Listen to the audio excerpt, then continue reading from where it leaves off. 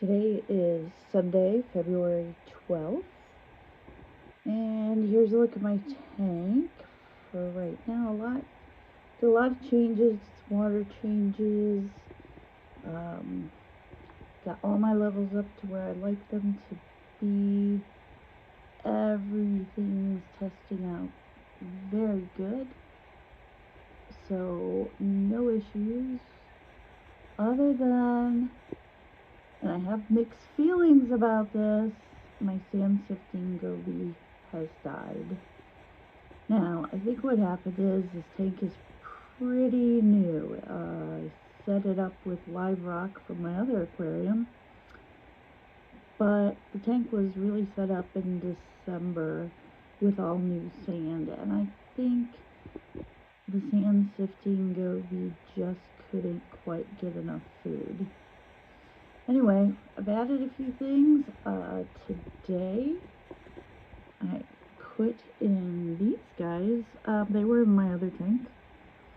There was you could see the frag bug right there, and a bunch had spread off onto the rock. So I still have some in my 20 gallon, but now I took the frag out, and these things are super cool.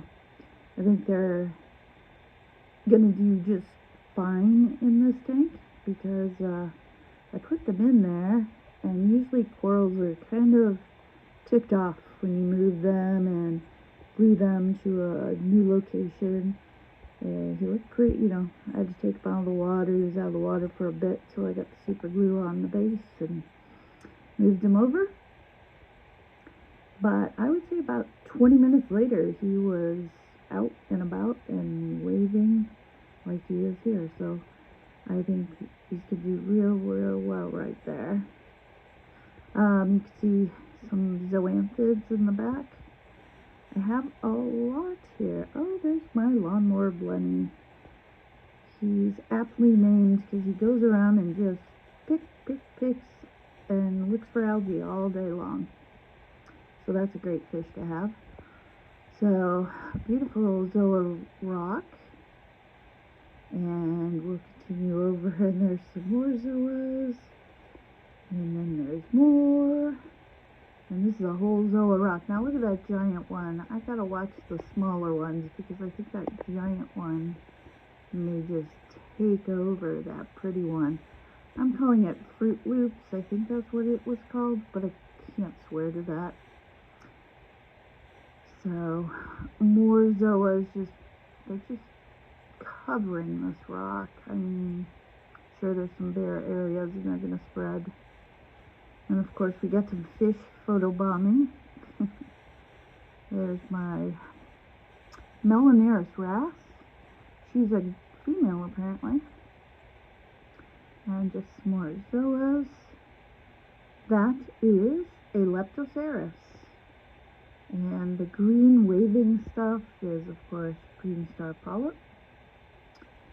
Tank looks good. I don't see too many problems with it. There is some brown on the sand, which I think since the sand sifting goby passed away a couple days ago, I think that's why the sand's kind of turned some brown there, as you can see. Now this is a bit of a nightmare. So this was the green pally rock I had, if you looked at my last video. And I did a hydrogen peroxide dip because it had algae growing on it. And that algae would have eventually probably killed these Palithoas. But it looks like I may have killed some of the Palithoas also by putting it in a full-strength hydrogen peroxide dip. And I had to scrub it a little because the algae was very stubborn. But I'm confident there's enough living here that, they'll grow again as long as I keep my tank good parameters and stuff. So I'm not too worried. Yes, I think I may have over-scrubbed them, but they'll make a comeback eventually.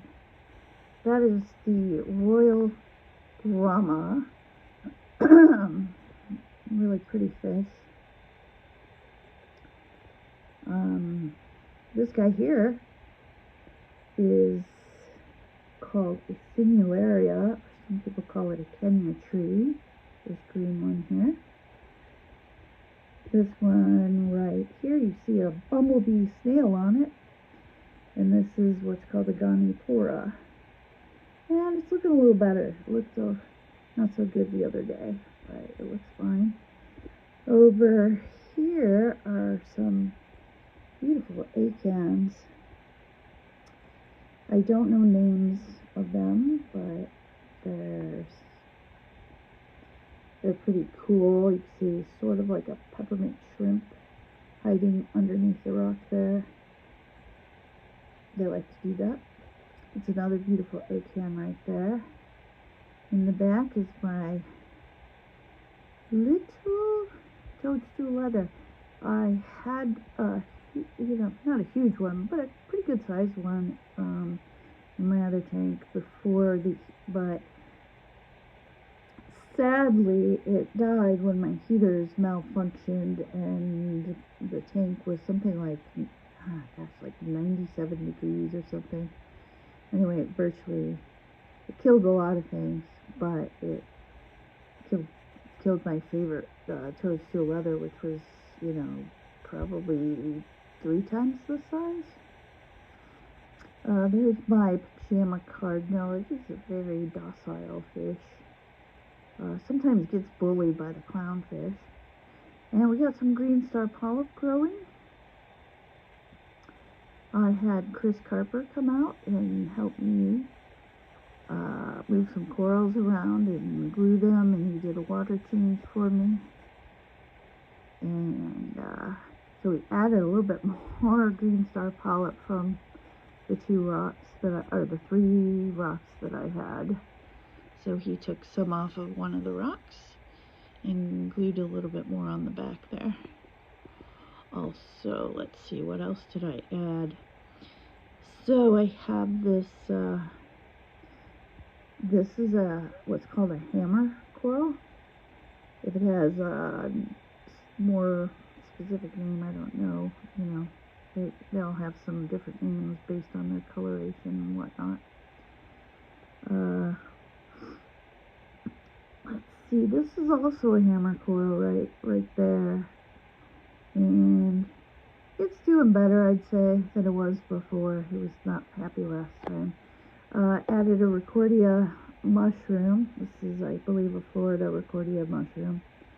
Really, really pretty. Really, really happy. Added him, I don't know, a couple weeks ago. Let's see what else. Okay, so up here, and this guy's giant.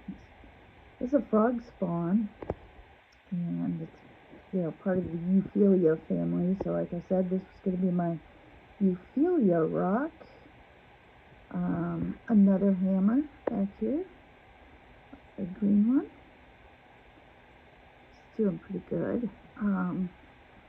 About the same size as he was when I got him, but this guy seems to have grown a bit. Then, I don't know if I can get this. In the back is that one hammer that was really not doing well, but he's got that little baby growing off the side, so he is doing better, I'd say. What else do I have? Okay, so this is a Hydnophora. Some people think it's an LPS, some people think it's an SPS. If it is SPS, then it's my first SPS coral. SPS just stands for small polyp stony, and LPS stands for large polyp stony. And they have like a hard calcium base to them. So things like the leather and the green star polyp, those do not have a stony base. They're very soft and flesh-like. If you were to touch them, it's kind of, just really soft. But if you touch the base of, say, an acan or, the hammer over here, they have a very hard, kind of calcium-like, it's almost like a rock or like a piece of quartz or something. It's just very hard, and so that's why those are called LPS. It's a large polyp stony. And what else have I missed? Let's see. I have a couple of rock flower anemones. I put 2 in, and I did not put them together, but I think they've joined themselves together. So who knows? Maybe we'll have babies. And there's another one, and he's hiding. But it's hard to get this shot. But there's another one. It's got a red thing. It's more reddish than the other one, which is kind of greenish and yellow. Well, anyway, this is waving hand Anthelia. I worry about that thing taking over, but it's on its own little rock. Super cool. It gives the tank a lot of motion. And so anyway, that's an update on my tank.